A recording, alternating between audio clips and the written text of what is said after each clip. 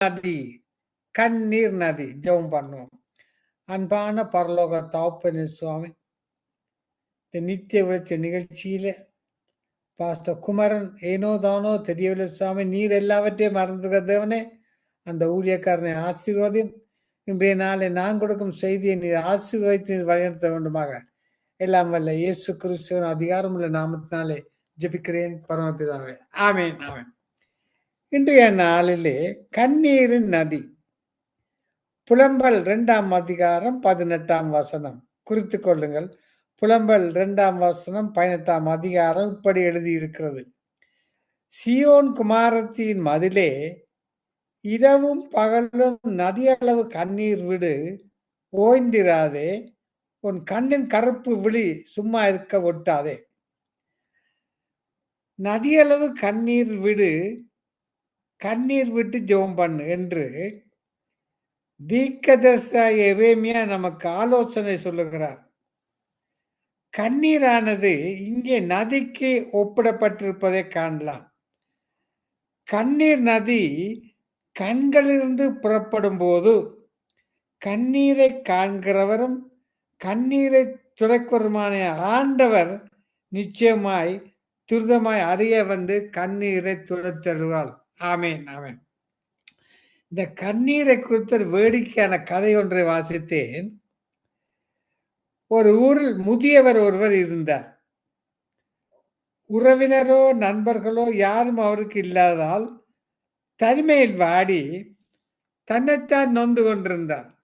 முடிவில் ஒரு நாள் கவலை தாங்க மாட்டாமல் ஊருக்கு வெளியே உள்ள ஒரு பெரிய குன்றின் மேல் அமர்ந்து அழ ஆரம்பித்தார். அவரை ஆறுதல் படுத்தவோ அவருடைய கண்ணீரை துடைக்கவோ ஒருவரும் இல்லை. தேம்பி தேம்பி அழுது அழுது அவர் கண்ணிலிருந்து கண்ணீர் ஆறாக ஓடி கடைசியில் அவரை சுற்றிலும் ஒரு கண்ணீர் ஏரியே உருவாகிவிட்டது. இந்த கண்ணீர் ஏரியை கண்ட வானத்து பறவைகள் அதொரு குளம் என்றெண்ணி வந்து ஏரியில் குளித்து மகிழ்ந்தன. அந்த கண்ணீர் ஏரியை சுற்றிலும் புதிய அலைய மலர்கள் மனம் வீசின. மீன்கள் துள்ளி துள்ளி விளையாடின. எங்கும் மகிழ்ச்சி, குதூகலம், பறவைகளின் பாடல்கள். பல வருடங்கள் தொடர்ந்து அழுது கொண்ட அந்த முதியவர் ஒரு நாள் தன் கண்களை திறந்து தன்னை சுற்றிலும் இருக்கும் ஏரியையும் அதில் விளையாடும் பறவைகளையும் வண்ணாத்து பூச்சிகளையும் கண்டார், மகிழ்ந்தார். துக்கம் மாறுகிறது. அவரது கண்ணீர் நின்று போயிற்று. கண்ணீர் நின்றதால் அந்த ஏரி வற்ற ஆரம்பித்தது. மீன்கள் துளித்தன, பறவைகளும் வேதனை விட்டன. கண்ணீர் ஏரியில் வாழ்ந்த எல்லா ஜீவராசிகளும் தவளை நண்டு இனங்களும் பெரியோரத்தில் வந்தன. ஐயா, ஏன் கண்ணீரை நிறுத்தி விட்டீர்கள்? நீங்கள் கண்ணீர் வடித்து கொண்டிருந்தால் மட்டுமே நான் உயிர் வாழ முடியும் என்று பரிதாபமாக வேண்டிக் கொண்டார். இந்த எரேமியா தீர்க்கதரிசி கண்ணீரின் தீர்க்கதரிசி என்று அழைக்கப்பட்டார். இஸ்ரவேல் ஜனங்களுக்காக அழுது புலம்பின தீர்க்கதரிசி அவர். ஒரு பக்கம் எருசலேமை பாழாய் கிடந்தது. இஸ்ரவேல் ஜனங்கள் சிறைபிடிக்கப்பட்டு பாபிலோனுக்கு கொண்டிருந்தார்கள். மறுபக்கம் தேசத்தில் விக்கிர ஆராதனை மலிந்து கிடந்தது. எங்கும் சரீர மரணமும் ஆத்மீக நிரம்பி வளர்ந்து அதை கண்ட எரேமியா தீர்க்கதரிசி, என் தலை கண்ணீரும் என் கண்கள் கண்ணீருற்றுமானால் நலமாயிருக்கும். அப்பொழுது ஜனமாய குமாரத்தி கொலையுண்ண கொடுத்தவர்கள் நிமித்தம் நான் இரவு போலும் அழுவேன். எரேமியா 9:1. நாம் பரிசுத்த ஆவியினுடைய அபிஷேகம் பெறும்போது அந்த ஆவியான் நமக்குள்ளே விண்ணப்பத்தின் ஆவியை கொண்டு வருகிறார். அப்பொழுது நாம் நொறுங்குண்ட இருதயத்தோடும் கண்ணீரோடும் கர்த்தருடைய பாதத்தில் நீண்ட நேரம் மன்றாட முடியும். பரிசுத்த ஆவியானவர் இன்றே உங்களோட கண்ணீரின் ஆவியினாலும் மன்றாட்டின் ஆவியினாலும் விண்ணப்பத்தின் ஆவியாலும் நிரப்பி அருள்வாராக. அருமையான தேவனுடைய பிள்ளைகளே, நித்திய வெளிச்ச நிகழ்ச்சியிலே தேவ செய்தியை கேட்டுக்கிற தேவ ஜனமே, பிள்ளைகளே, கர்த்தர் உங்களுடைய கண்ணீரை காண்கிறவர். உங்கள் கண்ணீரை அவர் திருப்தி அல்லவோ வைத்திருக்கிறார். உங்களுடைய ஒவ்வொரு துளி கண்ணீருக்கும் நிச்சயம் பதில் உண்டு. உங்களுடைய விசுவாசம் வீண் போகாது. சங்கீதம் 126:5-6 வாசித்து பாருங்கள். கண்ணீரோடு விதைக்கிறவர்கள் கம்பீரத்தோடு அறுப்பார்கள். அள்ளி தூவும் விதையை சுமக்கிறவன் அழுது கொண்டு போகிறான். ஆனாலும் தான் அறுத்த அரிகளை சுமந்து கொண்டு கம்பீரத்தோடு திரும்பி வருவான். இயேசு கிறிஸ்துவின் வாழ்க்கையை நோக்கி பாருங்கள். அவர் ஒரு ஜெப வீரனாய் விளங்கியது மட்டுமல்ல, கண்ணீரின் ஆவியினாலும் நிரம்பி இருந்தார். அவரது கண்ணீர் நிறைந்த கண்களை குறித்து பழைய ஏற்பாடு ஒரு அருமையான வசனம் உண்டு. உன்னத பாட்டு 5:12 அவருடைய கண்கள் தண்ணீர் நிறைந்த நதிகளின் ஓரமாய் தங்கும் புறாக்கண்களுக்கு ஒப்பானவைகளும் பாலில் கழுவப்பட்டவைகளும் நேர்த்தியாக பதிக்கப்பட்டவர்களுமாய் இருக்கிறது. உன்னத பாட்டு 5:12. இயேசு கிறிஸ்துடைய கண்கள் எப்படிப்பட்டவை? அவைகள் புறாவின் கண்களுக்கு ஒப்பானவை. இந்த புறாவுக்கு விஷம் இல்லை. அந்த புறாக்கள் தண்ணீர் நிறைந்த நதி ஓரமாய் தங்குகிற புறாக்கள். புறாக்களின் கண்களை பாருங்கள், நன்றாக கவனியுங்கள். எப்பொழுதும் கண்ணீர் ததும்பிக் கொண்டே இருக்கிறது போல காட்சி அளிக்கும். நம் ஆண்டவருடைய கண்கள் தண்ணீர் நிறைந்த நதிகளின் ஓரமாய் தாங்குகின்ற புறாக்கண்களுக்கு ஒப்பிட காரணம், அவர் மனதுருக்கமானவர் மட்டுமல்ல, கண்ணீரோடு ஜெபிக்கும் ஜெபவீரராக இருந்தார். இயேசு கிறிஸ்து கண்ணீர் விட்ட 3 சந்தர்ப்பங்களை குறித்து வேதாகம் நமக்கு சொல்றது. முதலாவது, அவர் லாசரின் கல்லறையிலிருந்து தன்னுடைய சிநேகிதனாக இருந்தவருடைய மரணத்தை குறித்து துக்கப்பட்டு கண்ணீர் செய்தார். முதலாவது அவர் லாசருவின் கல்லறையே நின்று தன்னுடைய சிநேகிதனாக இருந்த மரணத்தை குறித்து துக்கப்பட்டு கண்ணீர் சிந்தார். யோவான் 12:35 சொல்லுது. இரண்டாவதாக, தேவனுடைய நகரம் என்று அழைக்கப்படுகிற பெரிய பட்டணமாக எருசலேமுக்காக கண்ணீர் விட்டு அழுதார். லூக்கா 19:41. கோழி தன் குஞ்சுகளை செட்டின் கீழ் அணைத்துக் கொள்வது போல எத்தனையோ முறை உன்னை ஏற்றுக்கொள்ள வாஞ்சியா இருந்தேன், உனக்கோ மனதில் இல்லாமல் போயிட்டு என்று சொல்லி கதறினார். மூன்றாவதாக, அவர் கெத்செமனே தோட்டத்திலே தன்னை மரணத்திலிருந்து ரட்சிக்க வல்லமில்லை தேவனை நோக்கி பலத்த சத்தத்தோடும் கண்ணீரோடும் 3 முறை ஆண்டவர் இந்த வேதாகமத்தில் அழுதிருக்கிறார். வான்புறவான கிறிஸ்துவும் ஆவியானவர் நமக்குள்ளே வரும்போது நமக்குள்ளே கண்ணீரின் ஆவியும் மனதுர்க்கத்தின் ஆவியும் மன்றாட்டின் ஆவியும் விண்ணப்பத்தினால் இணைந்து வருகின்றன. வான் புறாவை போல் இறங்கி இயேசுவை அபிஷேகித்த அதே ஆவியானவர் நம்மையும் அபிஷேகித்து இருக்கிறதுனாலே கிறிஸ்துவனுடைய மனதுருக்கத்தினையும் ஜெப ஆவியும் நாம் பெற்றுக்கொள்கிறோம். கேட்கிறவங்க நீங்களும் நானும் பெற்றுக்கொள்கிறோம். புறாவை போல புலம்பின தேசாதிகசி கூறுவதை பாருங்கள். புறாவை போல புலம்பின. இதை கேட்டுக்கொண்டிருக்கின்ற சகோதரி சகோதரியே, கண்ணீரோடு ஜெபிக்க கற்றுக்கொண்டவர்கள் எல்லோரும் கர்த்தரிடத்திலிருந்து தங்களுடைய ஜெபத்துக்கு பதிலே ஆசீர்வாதங்களை பெற்றுக்கொண்டார்கள். பாருங்கள், ஆகார் கண்ணீர் விட்டு அழுத போது அவருடைய கண்கள் நீரூற்றை காணவில்லையா? அந்த நீரூற்று தன்னுடைய மகனுடைய தாகத்தை தீர்க்கும் ஆசீர்வாதத்தை நீராய் விளங்கவில்லையா? தேவ பிள்ளைகளே, ஆவியானவரோடு சேர்ந்து கண்ணீர் ஜெபிக்க தீர்மானம் செய்யுங்கள். நாங்கள் ஜெபம் பொழுது ஆவியானவருடைய உதவியோடு கண்ணீர் விட்டு ஜெபிக்க வேண்டும். அப்பொழுது மிக அதிகமான நேரம் ஜெபிக்கலாம், மனதிருக்கத்தோடு ஜெபிக்கலாம் மட்டுமல்ல, தேவனுடைய சித்தத்தின்படி செய்யலாம். இந்த பரிசுத்த ஆவிக்குள் ஜெபம் பண்ணுவதை குறித்து யூதா எழுதும் பொழுது யூதா 1:1-2:20-21 வாசித்து பார்த்தால் அறிவீர்கள். நீங்களோ பிரியமானவர்களே, உங்கள் மகா பரிசுத்தமான விசுவாசத்தின் மேல் உங்களை உறுதிப்படுத்திக் கொண்டு பரிசுத்த ஆவிக்குள் ஜெபம் பண்ணி தேவனுடைய அன்பிலே உங்களை காத்துக்கொண்டு நித்திய ஜீவனுக்கு ஏதுவான நம்முடைய கர்த்தராகிய இயேசுவினுடைய இரத்தத்தால் பெற காத்திருந்தீர்கள். எசேயா 38:14 வாசித்து பாருங்கள். நம்முட்டை போலவும் தகவலான் குறிய போடும் கூவினேன், புறாவை போல் புலம்பினேன். இதை கேட்டுக்கொண்டிருக்கிற சகோதரியே, இந்த கண்ணீரும் ஜெபத்துக்கு பதில் உண்டு. நீதிமொழிகள் 18:4 வாசித்து பாருங்கள். மனுஷனுடைய வாய்மொழிகள் ஆழமான ஜலம் போல் இருக்கும், ஞானத்தின் ஊற்று பாய்கிற ஆற்றை போல் இருக்கும். உலகத்தில் உள்ள எல்லா ஞானியரும் தலை செஞ்ச ஞானிய சலமோ ஞானி ஞானத்தை ஊற்றுக்கும் பாய்கின்ற ஆற்றுக்கும் உவமைப்படுத்தி சொல்லுகிறார். பரிசுத்த ஆவியானவரிடமிருந்து வரும் ஞானம் பரலோகத்தின் ஆறு அல்லவா. உலகத்துக்குரிய ஞானம் உண்டு, ஆவிக்குரிய ஞானம் உண்டு. கர்த்தர் எல்லா ஞானத்தையும் தம்முடைய பிள்ளைகளுக்கு அன்போடு கொடுக்கிறார். உலகத்திலே நாம் புறாக்களைப் போல் கபடமற்றவர்களாய் இருந்தாலும் சர்ப்பங்களைப் போல வினாவுள்ள ஞானமுள்ளவர்களாய் இருக்க வேண்டும்.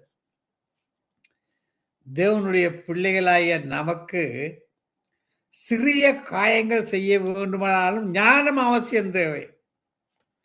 ஞானமாய் பேசி ஞானமாய் கிரிய நடப்பித்தோமானால் பின்பு ஒருபோது நாம் பேசுனதுக்காகவோ செயல்பட்டதுக்காகவோ வருத்தப்பட வேண்டிய அவசியம் இல்லை. பாருங்கள், இயேசு கிறிஸ்து தான் பேசின வார்த்தைகளை ஒரு நாளும் திரும்ப பெறவில்லை. தெரியாமல் பேசிவிட்டேன் என்று சொல்லவில்லை. காரணம்,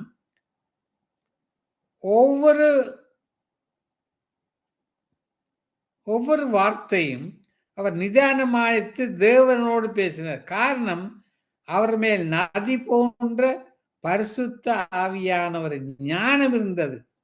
இயேசு குறித்து தீர்க்கமாக வேதம் சொல்லும் பொழுது எசாயா 11:2 ஞானத்தையும் உணர்வையும் அருளும் ஆவியும் ஆலோசனையும் பிறனையும் அருளும் ஆவியும் அறிவையும் கர்த்தருக்கு பயக்கிற பயத்தையும் அருளும் ஆவியுமாய கர்த்தருடைய ஆவியானவர் அவர் மேல் தங்கியிருப்பார். எசாயா 11:2 வாசித்து பாருங்கள். கர்த்தர் என்ற தெய்வீக ஞானத்தை உங்களுக்கு வாக்கு பண்ணி இருக்கிற ஒவ்வொருவருக்கும் ஞானத்தை நீங்கள் கேட்டு பெற்றுக்கொள்ள வேண்டும். அவரே ஞானத்தின் ஊற்றுக்காரனர். யாக்கோப்பு 1:5 என்ன சொல்லுகிறது? யாக்கோப்பு 1:5 உங்களில் ஒருவன் ஞானத்தில் குறைவுள்ளவனாயிருந்தால் யாவருக்கும் சம்பூர்ணமாய் கொடுக்கிறவரும் ஒருவரும் கடந்து கொண்டவருமாய தேவனிடத்தில் கேட்க கடவன், அப்பொழுது அவனுக்கு கொடுக்கப்படும். இதை கேட்டுக்கொண்டிருக்கிற சகோதரனே சகோதரியே, ஒரு ராஜ்யத்தில் ஏராளமான போர் வீரர்கள் இருக்கலாம், நல்ல நவீனமான ஆயுதங்கள் இருக்கலாம். ஆனால் ஞானமுள்ள போர்மை திட்டம் இல்லாவிட்டால் எந்த போர் வீரராலும் பிரயோஜனம் இல்லை, ஆயுதங்களினாலும் பிரயோஜனம் இல்லை. அந்த ராஜ்யம் தோல்வியை சந்திக்கும். ஒருவன் அதிகமாக புத்தகத்தை படித்திருக்கலாம், பல பட்டங்கள் பெற்றிருக்கலாம், ஆனால் அதை உபயோகப்படுத்த ஞானம் இல்லாவிட்டால் அந்த படிப்பினை ஒரு பிரயோஜனம் இல்லை. ஆகவே அருமையான தேவனுடைய பிள்ளைகளே, கர்த்தருடைய ஞானத்தையும் கர்த்தருடைய ஆலோசனையும் சார்ந்து கொள்ளுங்கள். அந்த ஞான நதி உங்களை நிரப்புவதற்கு இடம் கொடுங்கள். நீங்கள் இடம் கொடுக்க வேண்டும். பாருங்கள், குற்றம் கண்டுபிடிக்கிற கூட்டம் எப்போது நம்மை சுற்றியே இருக்கிறார். தப்பே இல்லை, குற்றம் பிடிப்பார்கள். வார்த்தையில் ஒரு சினைப்படி வந்தால் குற்றம் பிடிப்பார்கள், பாட்டில் தடக்கல் வந்தால் குற்றம் பிடிப்பார்கள், சங்கீதம் வாசிக்க தவறாக பேசினா குற்றம் பிடிப்பார்கள். எப்படியாவது நம்முடைய வாயின் வார்த்தைகளினாலும் செய்கையினாலும் குற்றம் பிடித்து நம்மை கீழே தள்ள வேண்டும் என்று எதிரான சாத்தான் என்று இருக்கான். சாத்தான் விட மாட்டான். யார் ஆண்டவரோட கூட வழி நடத்துகிறானோ, யார் ஆண்டவருக்கு நேரத்தை கொடுக்கிறானோ, யார் ஆண்டவருக்கு துதித்து ஆராதித்து பாடுகிறாரோ அவனை சத்தான் தொடர்ந்து பார்த்து கொண்டு இப்படியாவது சின்ன ஓட்டு இருந்தா உள்ளுக்கு பூந்துருவான். பாருங்கள், இயேசுவிடம் பல கேள்வியோடு குற்றம் பிடிக்கிற பரிசேரும் சதுசேயர்களும் நியாயசாஸ்திரிலும் வந்தார்கள். அந்த கேள்வியை கேளுங்க. ராயனுக்கு வரி செலுத்தலாமா? மத்தேயு 22:15. விபச்சாரம் செய்து கையோடு பிடித்தவனை கல்லெறியலாமா? யோவான் 8:4-5 என்று நூற்றுக்கணக்கான சந்தேக கேள்வியோடு வந்து கிறிஸ்துவை வாழ்மொழியா சிக்க வாதினார். இயேசுவை சிக்க வாதினார். யார்? இந்த பரிசேயர் சதுசேயர் நியாயசாஸ்திரிகள். ஆனால் இயேசுவோ பரிசுத்த ஆவியினால் நிறைந்து மிகுந்த ஞானத்தோடு பதில் கொடுத்தபடியினால் அவர்கள் வாயெடுத்து கொண்டு போய்விட்டார்கள். அப்படியானால் எங்களுக்குள் பரிசுத்த ஆவியின் அபிஷேகம் இருக்க வேண்டும், அது மட்டுமல்ல ஞானம் இருக்க வேண்டும். ஆம், நாம் ஆண்டவர் ஏற்ற விலையிலே ஏற்ற வார்த்தை உங்களுக்கு கொடுப்பார். எதிர் பேசுகிறவர்களை நிற்கக்கூடாத ஞானத்தை தருவேன் என்று அவர் வாக்களிக்கிறாரே. மத்தேயு 10:19 வாசித்து பாருங்கள். மத்தேயு 10:19. எப்படி பேசுவோம் என்றும் என்னத்தை பேசுவோம் என்றும் கவலைப்படாதிருங்கள். நீங்கள் பேச வேண்டியது அந்நேரத்தில் உங்களுக்கு அருளப்படும். பேசுகிற நீங்கள் அல்ல, உங்கள் பிதாவின் ஆவியானவரே உங்களது அருமையான உங்களிடத்திலிருந்து பேசுவார். சீசர்களுக்கு கர்த்தர் ஞானத்தை கொடுத்தார். அவர்கள் படிப்பறிவு இல்லாதவர்கள், பேதமைகள், மீன் பிடிக்கிறவர்கள் தான். ஆனால் அவர்கள் பேசின ஞானத்தை யாரால ஏற்றுக்க முடியாது. இந்த சீசர் மீன்பிடிக்காரர், எங்கட ஊர்னா கரையாருன்னு சொல்லுவார்கள். படிப்பறிவு இல்லாதவர்கள் தான் மீன் பிடித்தார்கள். இந்த படிப்பறிவு இல்லாத மீனவர்கள் எழுதிய வார்த்தையைத்தான் படித்து விட்டு அநேகர் தங்களுடைய பேருக்கு முன்னால ரெவரன்ஸ், டாக்டர், டாக்டரேட் உரிப்பட்ட பட்ட பேர்ல போட்டிருக்காங்க. ஆற்ற வார்த்தை யார் வார்த்தை? மீன்பிடிகாரர்களின் வார்த்தையை கற்றுக்கொண்டு அதுக்கு முன்னாலே தங்கள் பட்ட பேர்ல போட்டிருக்கணும். நான் நினைத்தேன், ஒரு உண்மையில ஊழியக்காரர் இருந்தால் என்ன பட்ட பேர் போடும்? விளமீன் தங்கராஜா, அல்ல ஒட்டி மீன் நாய், அப்படி மீன்களோட பேரை முன்னுக்கு போட்டிருக்கணும். அது நல்ல பட்ட பேர். அதை விட்டு ரெவரன்ஸ், டாக்டர் உரிப்பட்ட பேர்கள் இருக்க சொல்ல எனக்கு விருப்பம் இல்லை. நான் உண்மையில் ஒரு ஊழியக்காரன் தான். விளமீன் தன் பேரை விளமீன் போடுவான், ஒட்டி மீன் போடுவான். ஏன்னா மீன்பிடிக்காத வார்த்தை இல்லைன்னு நன்றாக கவனிங்க. பாருங்கள், திரளா ஜனங்கள் ரட்சிக்கப்பட்டார்கள். எனக்கு ஒரு கேள்வி. அவர்கள் பேசின வார்த்தையெல்லாம் கர்த்தர் கனம் பண்ணினார். தேவ பிள்ளைகளுக்கு முன்பு கர்த்தர் ஞானத்தை நூற்றை பரலோகத்திலிருந்து பாயிற ஆற்ற போல உங்களுக்கு தருவார். ஞானத்துக்கு அநேகர் ஆச்சரியப்படுவார்கள். திரளான ஜனங்கள் ரட்சிக்கப்பட்ட. நான் ஒரு கேள்வி கேட்கிறேன். ஏன் இன்றைய நாளில் அநேகர் ரட்சிக்கப்படவில்லை? வார்த்தையை கொடுக்கிறோம், ஆராதனை எல்லாம் ட்ரம் அடிச்சு அந்த மாதிரி உருவெடுத்தெல்லாம் அடிக்கிறோம். ஆனால் ரட்சிப்பு குறைவு. காரணம் உங்களுக்கு தெரியும், நான் சொல்ல விரும்பவில்லை. யாக்கோபு 3:14 வாசித்து பாருங்கள். பரத்திலிருந்து வருகிற ஞானமோ முதலாவது சுத்தம் உள்ளதாயும், பின்பு சமாதானமும் சாந்தமும் இணக்கமுள்ளதாயும், இரக்கத்தாலும் நற்கனியனாலும் நிறைந்ததாயும், பட்சபாதம் இல்லதாயும், மாயமற்றதுமாயிருக்கிறது. அருமையான ஒரு வசனம். யாக்கோபு 3:17 வாசித்து பாருங்க. பரத்திலிருந்து வருகிற ஞானமோ அங்க பரத்திலிருந்து வரணும்.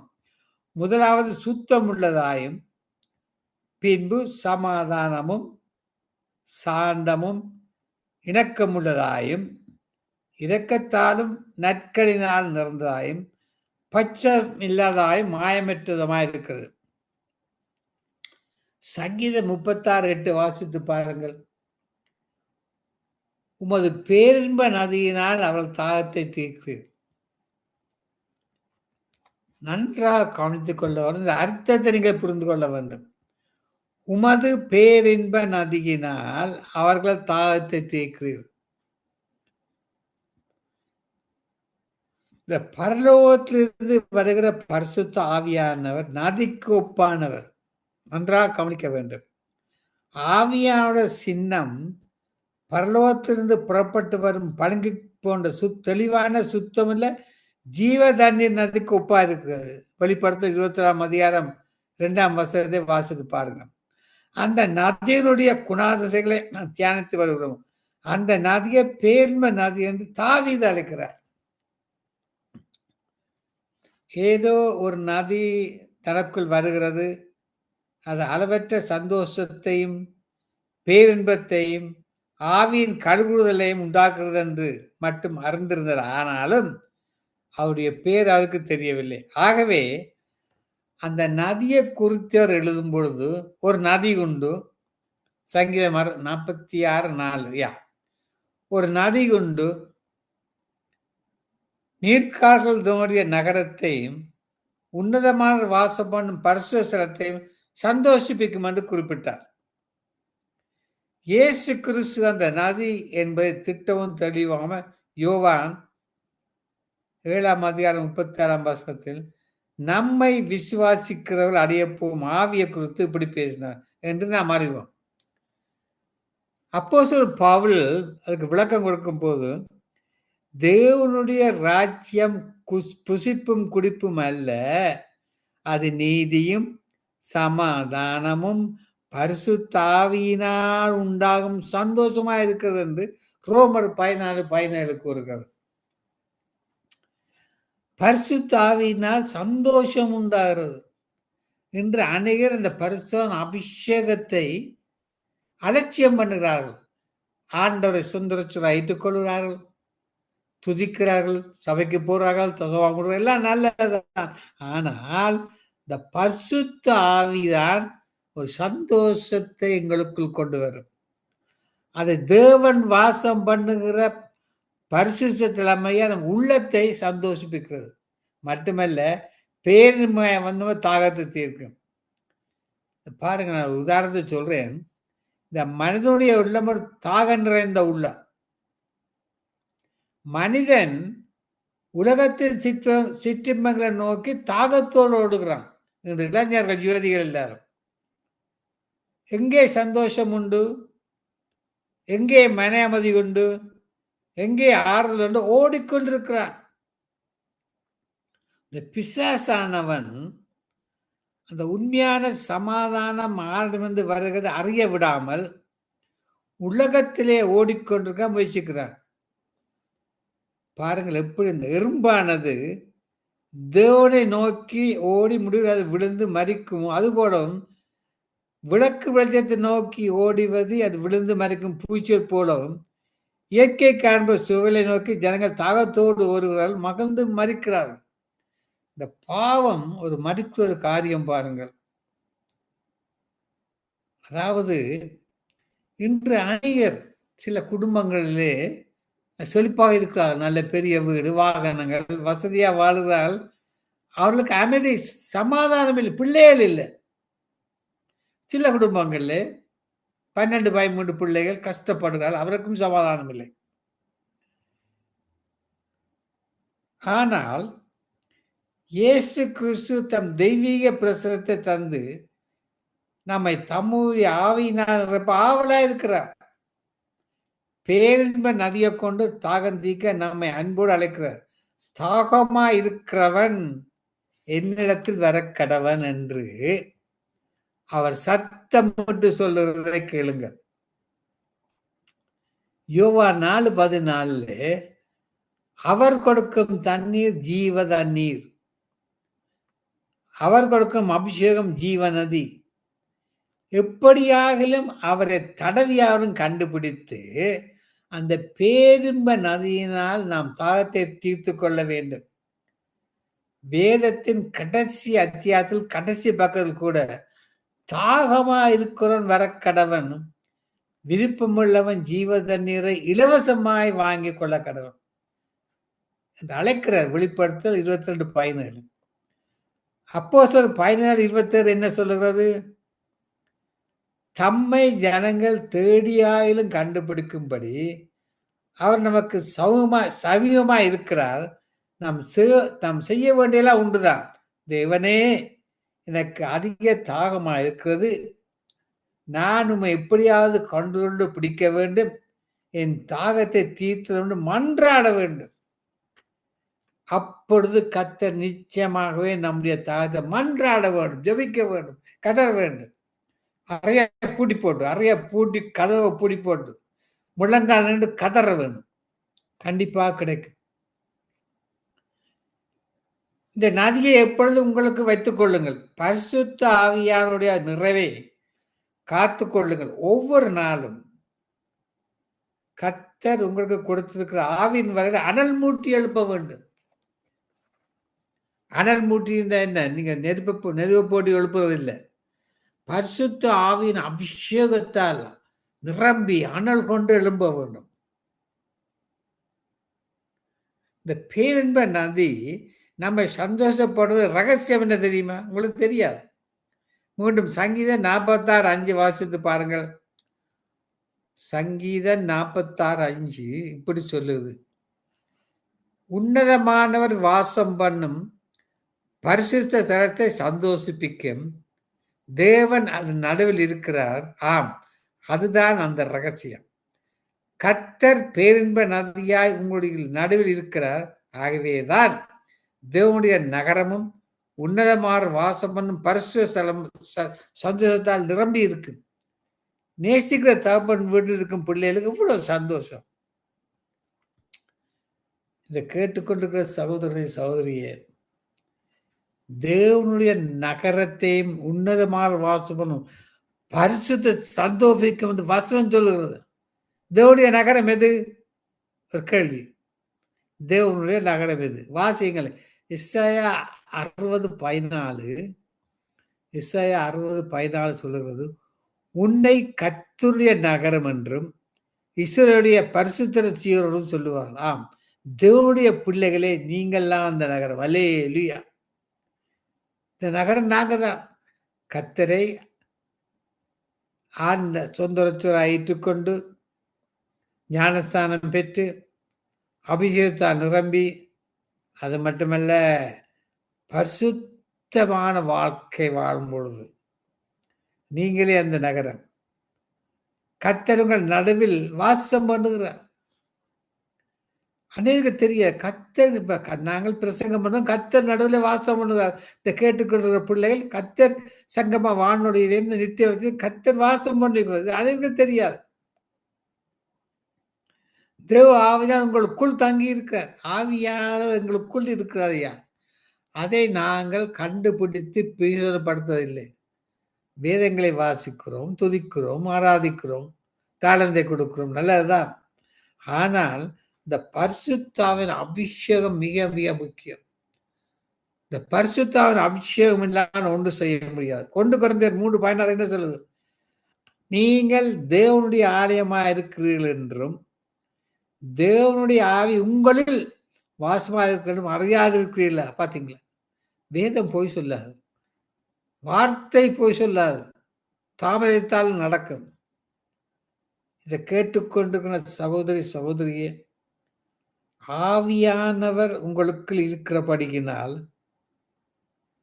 கொடுக்கும் எடுக்கவும் கூட தெய்வீக சமூகத்தை உங்களுக்கு கொண்டு வருகிறார். பேரின்பத்தை கொண்டு வருகிறார். ஆவில் கருதலை கொண்டு வர பாருங்க. சில நேரம் இந்த தேவர்களுடைய வார்த்தையை கேட்கும்போது சந்தோஷம் வரும். சில வேலை இந்த தேவ பிள்ளையை துதித்து ஆராதித்து பாடல் பாடும்போது ஒரு உணர்ச்சி, ஒரு சந்தோஷம் வரும். காரணம் என்ன? எங்களுக்குள் ஆவியானவர் இருக்கிறார். இந்த செய்திகளையும் கேட்கும்போது, துதித்து ஆராதிக்கும் பொழுது, அதை நாங்கள் உணர்ந்து செயல்படும் பொழுது எங்களுக்கு ஒரு சந்தோஷம். கொடுப்பவர் பரிசுத்த ஆவியானவர். யோவேல் 22:27 வாசித்து பாருங்கள். நான் இஸ்ரவேலின் நடுவிலே இருக்கிறேன் என்றும், நானே உன் தேவனாய கர்த்தர் வேறொரும் இல்லை என்றும் அறிந்து கொள்வீர்கள். என் ஜனங்கள் ஒருபோதும் வெட்கப்பட்டு போவதில்லை. ஒரே ஒரு தெய்வம் தான், ஒன்றான மெத்தன், ஒரே ஒரு தெய்வம் தான் இந்த உலகத்திலே. இந்தியாவிலே 138 மதங்கள், 276 தெய்வங்கள் இருக்கு இந்தியாவில். ஆனால் வேதம் என்ன சொல்லுகிறது? ஒரே ஒரு தெய்வம் தான். தேவனுடைய கர்த்தர் வேறொரு இல்லை என்று அறிந்து கொள்வீர்கள். என் ஜனங்கள் ஒருபோதும் வெட்கப்பட்டு, தேவனுடைய பிள்ளைகள் வெட்கப்பட்டு போக மாட்டோம். கடைசி வரையும் வெட்கப்பட்டு போக மாட்டோம். பாருங்கள், இன்றைக்கு செய்து கொடுக்க வேண்டியதில் அவர் சுயினம் காரணமோ எலக்ட்ரிசிட்டி இல்லை. எங்க இலங்கையில் எலக்ட்ரிசிட்டி இல்லை. ஆனால் ஆவியானவர் வேத விதத்தில் எங்களை வெட்கப்பட்டு போவிட மாட்டார். வேறு ஒரு மூலம் செய்தியை கொடுக்க பிடிப்பார். ஜனங்கள் ஒருபோதும் வெட்கப்பட்டு போவதில்லை. தேவனுடைய பிள்ளை, என்னுடைய அனுபவம், வெட்கப்பட்டே போக மாட்டார்கள். இயேசு கிறிஸ்துவுக்கு அந்த பேரின்ப நதியாக நிரப்பி இருந்தார். ஆகவேதான் இயேசு கிறிஸ்து ஆவியிலே களி கூர்ந்தார் என்று லூக்கா 10:20 வாசிக்கிறோம். இன்று பேரின்ப நதியானவர் உங்களை நிரப்பிக் கொண்டிருக்கிறபடியினாலே கேட்டுக்கொண்டிருக்கிற பிள்ளைகளுக்குள், இந்த 97 ரேடியோவிலே கேட்டுக்கொண்ட பிள்ளைகளுக்கு உங்களுக்குள்ளே எப்பொழுதும் அந்த களி கூர்ந்த அபிஷேகத்தை தந்தருளுவார். ஆழ்ந்த தைலத்தால் அபிஷேகம் பண்ணுவார். இதோ பேரின்ப நதி பெருவெள்ளமாய் உங்களுக்கு கடந்து வருகிறது. சந்தோஷத்தோடு ஆவியில் மகிழ்ந்து களி கூறுங்கள். தேவனுடைய பிள்ளைகள் ஆவியிலே மகிழ்ந்து களி கூற வேண்டும். இந்த தேவ செய்தியில கேட்கும் பொழுது ஏனோ தான் ஒன்று கேட்கக்கூடாது. என்ன மாதிரி செய்தியை கொடுக்கிறார், அந்த வார்த்தை எந்த பகுதியிலிருந்து எடுக்கிறார், அதை எதை கொண்டு தொடர்படுத்துகிறார், கொடுத்த தலையங்கத்துக்கும் அவர்கள் கொடுக்கிற செய்திக்கும் ஒருமைப்பாடு இருக்கின்றதா, கொடுக்கிற செய்தி தேவனுடைய வார்த்தையிலிருந்து வருகிறதா என்பதை நன்று கவனிக்க வேண்டும். அப்பொழுதுதான் ஆவியானவர் நிரப்புவார். ஒரு தேவனுடைய வார்த்தையை கேட்கும்போது உங்களுக்கு சந்தோஷம் வரும். தேவனுடைய வார்த்தையில் இந்த வீடுகளில், ரேடியோக்களில் உலகம் சத்துரு நடுங்குவான். தேவனுடைய வார்த்தையில் கேட்டுக்கொண்டிருக்கும் போது ஒரு மூதாட்டியார், டொரண்டோவில் ஒரு மூதாட்டியார் எனக்கு சொன்னார், ஐயா தான் ஒரு சங்கமமான ரேடியோ வச்சிருக்கிறான், இரவு முழுவதும் படித்து கொண்டிருப்பான், பாட்டுகள், தேவ செய்திகள். தான் நிம்மதியாக படுத்துக்கொள்வான். எந்த ஒரு தீங்கு கனவும் காண மாட்டான், கல்லரும் வர மாட்டாங்களாம். காரணம், இரவு பகலாக வார்த்தைகள், துதிகள், பாடல்கள் போய்கொண்டிருக்கும் பொழுது அங்க சத்துரு கூட இல்லை, கிட்ட நெருங்கவும் மாட்டான். அந்த மூதாட்டி சாட்சி சொன்னார். இதை கேட்டுக்கொண்டிருந்த சகோதரிய இன்றைய நாளிலே அந்த நதியை நீங்கள், இந்த அபிஷேக் பரிசுத்தாவியான அந்த நதியை நீங்கள் பெற்றுக்கொண்டு தினமும் துதித்து ஆராய்த்து அபிஷேகத்தால் நிறையும் பொழுதுதான், நான் என்ன சொன்னேன், கண்ணீர் நதி கண்களிலிருந்து புறப்படும் போது கண்ணீரை காண்கிறவரும் கண்ணீரை துடைக்கிறமான ஆண்டவர் நிச்சயம் துரிதமாக வந்து கண்ணீரை துடைத்தல்வார். ஆண்டவர் கண்ணீரை துடைக்க எவ்வளவு சந்தோஷம் பாருங்க. அவர் இந்த கண்ணீரை துருத்தியில் சேர்த்து வைக்கிறார். நீங்க விடுகிற கண்ணீர், இரவிலே தனிமையிலிருந்து விடுகிற கண்ணீர், தலையணையை நினைச்சிருக்கலாம். ஆனால் நீங்கள் விடுகிற அந்த கண்ணீர் துளிகள் ஆண்டவர் பரலோகத்தில் சேர்த்து வைத்திருக்கிறார். ஒரு நாளைக்கு அந்த கண்ணீருக்கு விடு தருவார். ஜெபம் பண்ணுவோமோ, நேரம் கடத்தில் விட்டு. அன்பான பரலோக தகப்பனே சுவாமி, இன்றைய நாளிலே மோகன் சமூகம் அளிக்க முடியாதபடினாலே சுவாமி, அவருக்கு என்ன நடந்ததோ, எலக்ட்ரிசிட்டி இல்லையோ யான் அறியேன். என்னை கொண்டு இந்த கண்ணீர் நதி இந்த தலைப்பில் செய்து கொடுக்க செய்தவரே, அந்த கிருபைக்கு உமக்கு நன்றி ஆண்டவரே. நீர் எங்களை வெட்கப்படுத்த போவிட மாட்டீர் சுவாமி. நித்திய வெளிச்சத்திலே இந்த நிகழ்ச்சியில ஒருவரும் வெட்கப்பட்டு போக முடியாது சுவாமி. துதிக்க ஆராதிக்க ஆண்டவர் கொண்டு நிறுத்துவார். வார்த்தையை கொடுப்பவர்கள் தற்செயலாக ஒரு ஊழியக்காரர் சுயநமா வர முடியாது என்றாலும் தேவன் கேட்டுக்கொண்ட பிள்ளைகள் ஒருவர் மீது வார்த்தை கொடுக்க கிருபை செய்வார். அப்படி இன்று நாளை கிருபை செய்திருக்கிறீர்.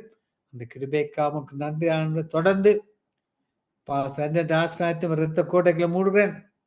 அந்த மகன் வார்த்தையை கொடுக்கும் பொழுது சுவாமி ஐயா, ஒவ்வொரு நாளும் தினம் தினம் வார்த்தை கொடுக்கிற ஊழியக்கார் எப்படித்தான் தினம் தினம் கொடுக்காரோ நான் அறியேன். அப்படி அந்த ஊழியக்காரன் ஆஸ்வதியும், அந்த குடும்பங்களை ஆசிரியம், அந்த மகன் கையிட்ட செய்யக்காரன் ஆசிரியம், அவனுடைய அந்த மகனுடைய வார்த்தை உலகம் எங்கும் இந்த 97 ரேடியோட கேட்கிறவர்கள் ஆசிரியப்பட கிருபை செய்ய வேண்டுமாக. தொடர்ந்து வரும் நிகழ்ச்சியை ஆசிரியத்தை நீர் வழிநடத்த வேண்டுமாக. எல்லாம் அல்ல இயேசு கிறிஸ்துவின் அதிகாரமுள்ள நாமத்தினாலே ஜெபிக்கிறேன் பரமபிதாவே. ஆமென், ஆமென்.